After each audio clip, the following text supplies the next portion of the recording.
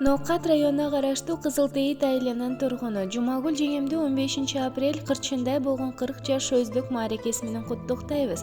Керемет болуп күнүңүз, көңүлдүү өмүр сүрүңүз. Жакшылык жандап күнүңүз, жаркылдап жайнап жүрүңүз. Ден соолукта жадырап аман эсен болуңуз. Байырлап ырыс ынтымак кылым жашка толуңуз.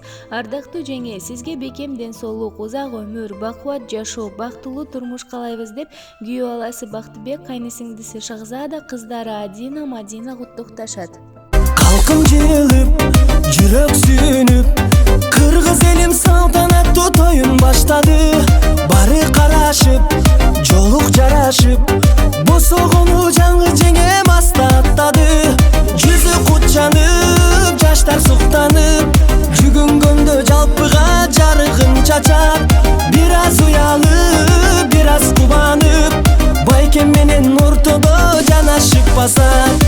Айдай жеңеке, күндөй жеңеке, ата-энеге тазим кылат ыймандуу келген. Балдай жеңеке, гүлдөй жеңеке, бакыт тилеп аксакалдар батасын берген.